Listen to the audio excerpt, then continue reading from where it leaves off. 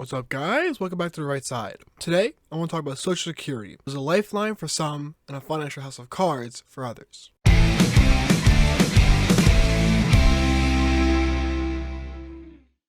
The financial well-being of our nation's seniors and elderly has never failed to spark fierce reactions. The visual of our country's grandparents on the street, shivering and hungry, is heartbreaking and deeply problematic. About 40% of seniors rely on Social Security for at least half of their income. Social Security is a massive fiscal dilemma that too often gets shielded from criticism or reform by emotions rather than principle, logic, or financial integrity. This policy will, and already has, driven a fiscal wedge between my generation and their grandparents. As with anything worth doing, solving the Social Security dilemma will be tough and require discipline. Social Security has a variety of problems. Structurally, Social Security is a Ponzi scheme, only getting funded as long as there are more workers and retirees. With all Ponzi schemes, everything goes well until you run out of people to recruit. Regarding Social Security, the state sells the promise of a senior safety net to the labor class, and only functions if the base is larger than the above levels. In doing this, the state is crossing its fingers, hoping that the country's birth rate will remain stable enough to replenish retirees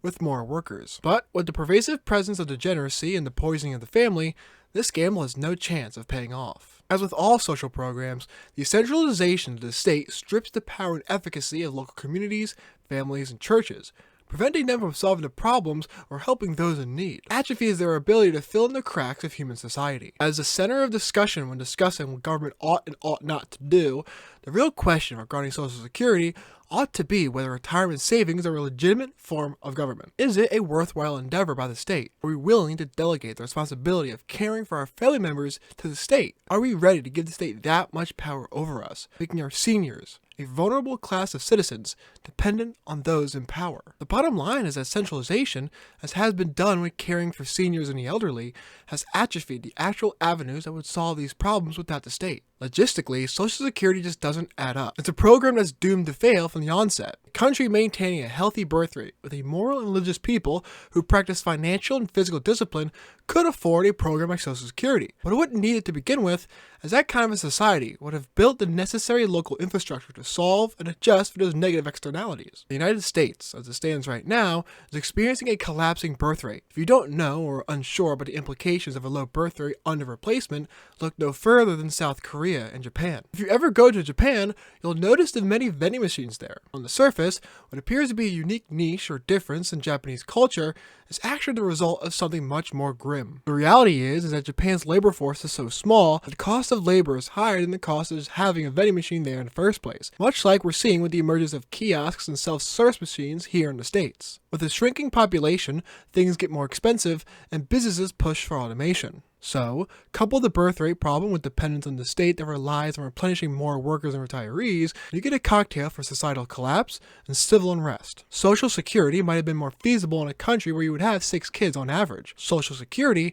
is also more feasible when delegated and left to families, local communities, and churches to foster tighter-knit communities of aid and help for those in need. Put simply, retirement savings have no place on a federal statement. Now, how does this manifest in reality? Obviously, I wouldn't want to see Social Security payments tomorrow. What will need to happen is that one generation, most likely mine or the next, will have to shoulder the burden of a program we will never see. Because another harsh reality about Social Security is that you can't seemingly win with alternatives. One alternative, for example, proposed before, is privatizing Social Security. That is, putting all the money into a fund or the stock market like the S&P 500 and letting the fund accumulate and grow with the market. Opponents of the idea point to the volatility of the market and leaving the future retirement of the country's elderly to the whims of the market, leaving them susceptible to market crashes. This isn't to say that this is not a valid argument, but it is to say that the only true solution to Social Security is either borrowing more and more money out of thin air to pay for the pensions of the retired class, or slowly phasing out the program altogether. I just want to reiterate that retirement savings are not a legitimate form of government, that it is not the state's job to shave off part of your paycheck, put it in some mystical piggy bank, and give it back to you in 45 some odd years at a fraction of what you paid in. Because the truth about Social Security is that no one actually pays in. In reality,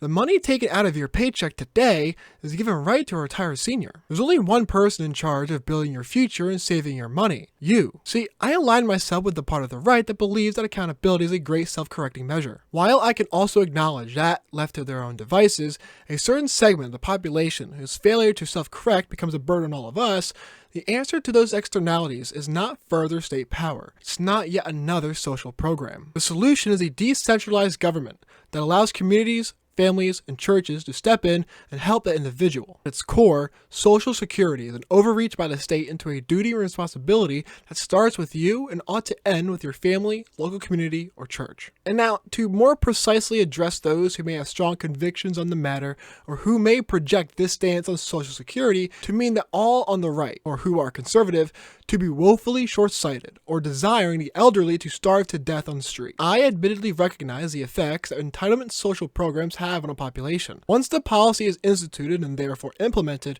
it becomes a kind of social, cultural, and political second skin. Social Security is thoroughly woven into the foundation of every American's life. People rely on Social Security for everyday living costs like shelter, food, clothing, heating, etc. Every person who watches this video knows someone who uses Social Security. I don't say this lightly to check a box on a rubric for emotional appeal. I say it because far too often in politics and life, we allow ourselves to hide behind what makes us feel comfortable so we can avoid addressing real problems. It's always easier to turn your opponent or a different perspective into the worst version of itself, so we don't have to deal with a possible internal battle or even hold ourselves accountable. The human brain has an incredible way of rationalizing what we know to be immoral, wrong, and even directly harmful to us to protect us mentally or emotionally from what we know will be a painful process of self-accountability. And we all know what this rationalizing and shielding feels like, but we also know that we only do this, consciously or subconsciously, to protect our sense of comfort through deflection,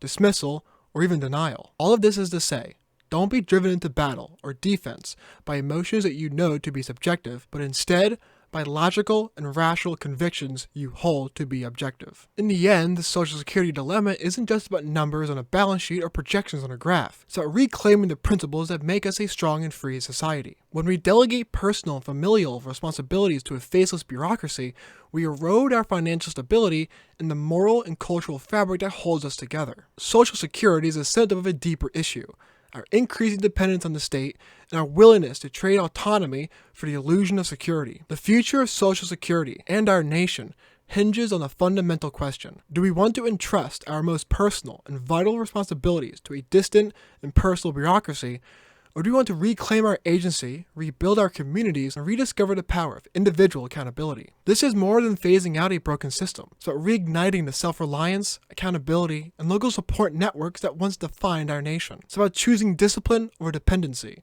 empowerment over entitlement, and freedom over fear. The path forward will demand sacrifice, discipline, and renewed commitment to the principles that made this nation great. For the sake of our seniors, our children, and the generations yet to come, we must have the courage to confront the hard truths, undo the mistakes of the past, and rebuild a society that trusts its people more than its government. Only then can we truly honor the legacy of those who came before us and secure a future worth fighting for. Let us have the courage to take this road, not because it is easy, but because it is right. I hope you guys enjoyed the video.